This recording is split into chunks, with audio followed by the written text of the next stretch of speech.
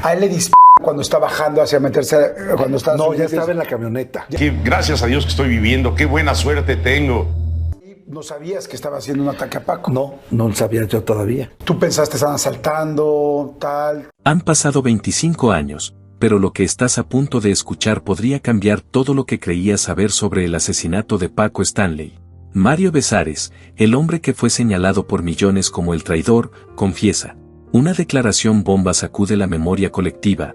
Paco se metió con un narcotraficante. ¿Fue esa la verdadera razón detrás del asesinato que paralizó a todo México? ¿Qué ocurrió realmente esa mañana del 7 de junio de 1999? ¿Y qué rol jugó Mario? ¿Fue un cómplice, una víctima, o simplemente estuvo en el lugar equivocado, con el amigo equivocado? Por primera vez, Besares revela detalles inéditos, incluyendo las últimas palabras que Paco Stanley le dijo antes de morir. Y por si fuera poco, su propia esposa también fue señalada como parte del rompecabezas. Rumores, traiciones, televisión, poder y sangre. Además, Eugenio Derbez revela que él también fue interrogado como sospechoso, y Paul Stanley, hijo del conductor asesinado, rompe en llanto al hablar del hombre al que muchos siguen culpando. Este no es un video más. Es el capítulo que nunca viste del crimen que marcó a toda una generación. Han pasado 25 años, y sigo cargando con un crimen que no cometí. Con voz firme pero mirada dolida, Mario Besares rompió el silencio en 2024 desde la Casa de los Famosos México, y lo que dijo sacudió al país entero. Paco se metió con un narcotraficante. Y desde entonces, todo cambió. Por primera vez, el hombre que fue el mejor amigo de Paco Stanley y su compañero de escenario, habló sin filtro sobre el día más oscuro de su vida. Yo estuve ahí. Y esas últimas palabras, jamás las voy a olvidar. Besares no solo reveló detalles inéditos del asesinato ocurrido el 7 de junio de 1999, también confesó lo que nadie se atrevía a decir frente a las cámaras: sí, consumimos. No voy a mentir. Mientras tanto, los rumores seguían creciendo, que si su esposa lo traicionó, que si él planeó la emboscada, que si intentó huir del país. Me engañaron. Me dijeron que era solo para declarar, pero ya tenían todo preparado para arrestarme. Fue una trampa. Uno de los momentos más virales fue recordado también en esta entrevista. Sí, se me cayó esa bolsita en televisión en vivo. Fue un error. Con una mezcla de dolor, coraje y resignación, Besares mira a la cámara: estoy aquí, de frente, porque no tengo nada que ocultar. El caso, aún sin resolver, sigue siendo un fantasma en la historia de la televisión mexicana. Y hoy, con nuevas declaraciones, vuelve a abrir heridas que nunca sanaron. Me dijeron que solo era una entrevista. Pero terminé esposado, encerrado, y con mi vida destruida. Así comienza el relato de Mario Besares, 25 años después del crimen que marcó a toda una generación. Este es un crimen perfectamente planeado, organizado. De que no sabía qué estaba pasando, no sabía qué es lo que había sucedido, ¿no? Aquel día, lo sacaron de su casa con promesas falsas. Lo citaron en un motel y ahí, sin cámaras, sin abogados, sin testigos, lo emboscaron. Fue el principio de una pesadilla. Un soplón dentro de la cárcel aseguró que él, su esposa Paola y un hombre llamado Erasmo Pérez, alias El Cholo, habían planeado la emboscada que acabó con la vida de Paco Stanley. Pero la historia estaba llena de grietas, contradicciones, retiradas de testimonio. Y aún así, los titulares ya tenían culpables. Dentro de esas paredes no solo me quebraron a mí. A mi familia la destruyeron por completo. Mario recuerda con voz quebrada los días en prisión, mientras afuera su nombre era usado como sinónimo de traición. Poco después, las autoridades capturaron a El Cholo. Lo encontraron en la hoy alcaldía Gustavo Amadero, y su rostro coincidía con el retrato del tirador. Ese mismo día, los nombres de Paola, Mario y otros 4 sospechosos fueron expuestos en todos los medios. El caso ya no era una investigación, era un espectáculo. Mientras los fiscales construían su narrativa, la vida personal de Mario colapsaba. Su matrimonio, al borde del abismo. Ya hablábamos de divorciarnos desde antes de todo esto, confesó Paola años más tarde. Pero aún así, decidió no abandonarlo. Ahí adentro pueden hacerte pedazos por mucho menos de lo que nos acusaban. No iba a dejarlo solo. En una audiencia celebrada en el reclusorio Oriente, ocurrió algo que nadie esperaba, un cara a cara brutal entre Mario y el reo que había iniciado todo, Luis Gabriel Valencia. Frente a los jueces, el Cholo confesó que había sido torturado en el penal de Perote para declarar en contra de Besares. Un mes después, se retractó de todo. Dijo que nada de lo que había contado era verdad. Pero el daño ya estaba hecho. Recuperamos la paz, la perdimos otra vez, y volvimos a levantar cabeza. Pero nunca fuimos los mismos. Así resumió Mario los años en los que su vida fue destrozada por un crimen del que siempre juró ser inocente. La Procuraduría, lejos de cerrar el caso, presentó nuevas pruebas, un video donde Valencia asegura que lo obligaron a cambiar su versión bajo amenazas y golpes. Mientras la opinión pública pedía justicia, los capítulos más oscuros del caso ocurrían lejos de las cámaras. Durante 15 días, sin prensa ni abogados, sin el juicio de la sociedad, se escribieron las líneas más crudas de este drama nacional. Y en una llamada telefónica con TV Azteca, Valencia volvió a cambiar su historia. Yo no elegí estar en esa historia, me metieron a la fuerza. Mario Besares se recuesta, mira a cámara y lanza una verdad que pocos se han atrevido a decir en voz alta: el testigo principal fue manipulado. Lo obligaron a dar nombres. Y yo estaba en esa lista. Según su testimonio, Luis Gabriel Valencia, el reo cuya llamada lo arrastró al infierno, fue presionado desde lo más alto.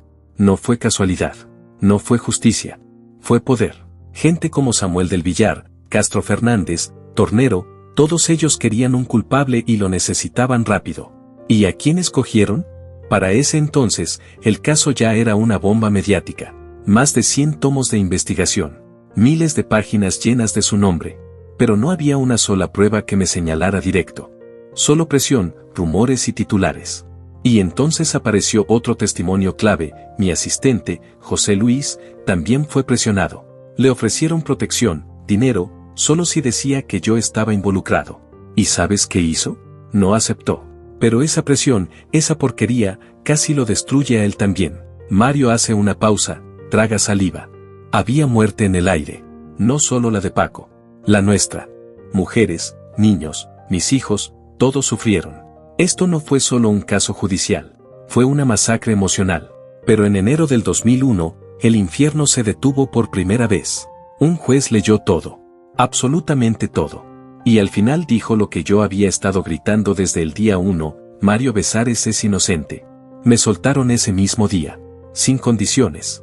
Sin cargos. Sin nada. Y sin embargo, algo en él ya se había roto. Mientras recuerda a Paco, no puede evitar una sonrisa amarga. Paco era un genio. Un maestro del escenario. Pero también tenía sus demonios. Había días que ni él mismo podía con la vida. Los lunes, sobre todo. Siempre decía que necesitaba un levantón.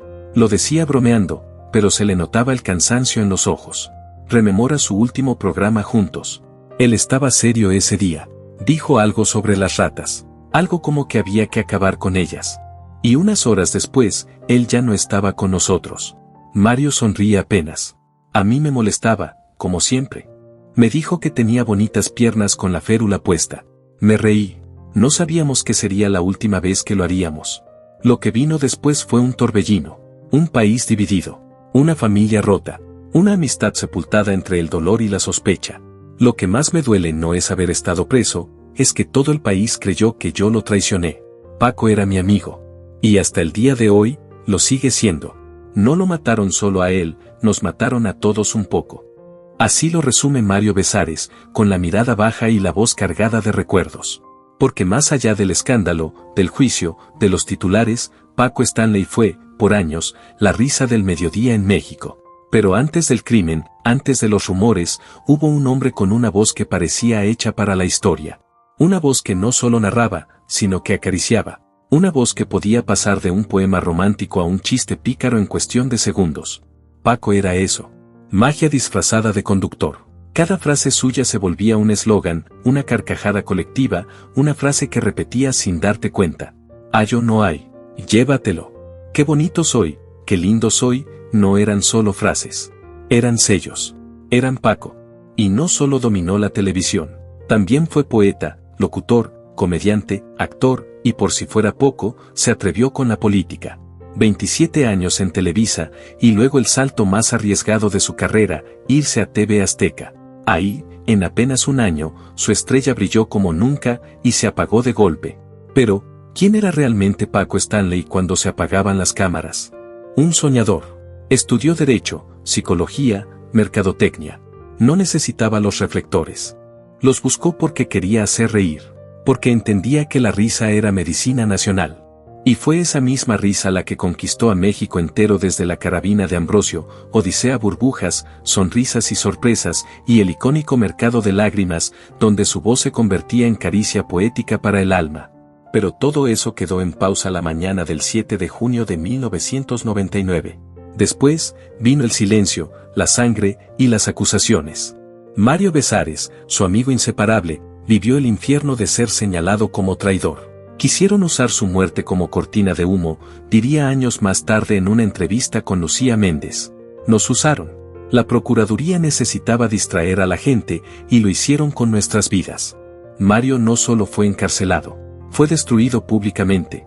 Y Paola, su esposa, pagó un precio igual o peor. Obligada a limpiar baños, dormir en el suelo y soportar abusos por algo que, según Mario, nunca hicimos. Ella sufrió más que yo, y eso nunca se lo van a perdonar. Él describe su paso por prisión no solo como castigo, sino como un retiro forzado, un entierro en vida. Y cuando por fin salió, el país ya no era el mismo. Paco ya no estaba. La televisión tampoco. Pero algo sigue en pie, el recuerdo. Porque Paco no solo era un conductor. Era un fenómeno. Una voz que aún hoy retumba en los pasillos de la televisión mexicana. Una leyenda que, según quienes lo conocieron, no será recordado por cómo murió, sino por cómo hizo vivir a todos los que lo escucharon. ¿Sí creo que Paola sufrió? Por supuesto. Más que yo. Fueron años de oscuridad. Pero no por lo que dijeron en los medios, sino por lo que se vivió puertas adentro. Todo fue llevado al extremo. ¿Por qué? Porque necesitaban desviar la atención del verdadero caos que vivía el país. Y nosotros, fuimos la distracción perfecta. Y como si no fuera suficiente con estar tras las rejas, afuera comenzaron a circular rumores que jamás imaginé escuchar. Que Paco podría haber tenido un hijo con mi esposa, Brenda. Durante 1 año y medio, ella se quedó afuera, sola, cuidando de nuestros hijos, aguantando el dolor, el hambre, la presión, el juicio de todos. No pude con todo, Mario, me dijo años después con los ojos llenos de culpa. No sé si cuando saliste, te devolví a un hogar o a un hombre roto. La prensa convirtió esa versión en una novela, en un circo, y la historia se fue de nuestras manos. Nos sometieron a una prueba de ADN, como si ya no fuera suficiente lo que habíamos perdido. El resultado fue claro, no había ningún vínculo. Pero aún así, el daño estaba hecho. No éramos culpables, pero ya habíamos sido condenados por la opinión pública. Años después, volví a encontrarme con alguien que pensé que nunca más me querría ver. Paul Stanley. El hijo de mi amigo, el niño que alguna vez me abrazó en camerinos, que me pedía dulces cuando grabábamos en TV. Ahora era un hombre, parado frente a mí en el programa Hoy, después de mi salida de la casa de los famosos. No sabía qué iba a pasar. No sabía si me iba a rechazar. Pero le hablé con el corazón en la mano. Eres parte de mi vida, Paul. Parte de lo más bonito que me pasó. Perderte fue una de las cosas que más me dolió. Le pedí un abrazo. Y me lo dio. Lo miré a los ojos y le dije lo que llevaba guardando más de 2 décadas. Entiendo tu dolor. Entiendo tus dudas. Entiendo lo que te metieron en la cabeza. Pero yo nunca dejé de verte como un hijo. Y al mencionar a su hija, Victoria, algo cambió en él. Es un símbolo de amor, Paul. De paz. De lo que este país necesita. Ese momento fue sanador. No solo para él. Para mí. Para todos los que estuvimos atrapados en ese torbellino.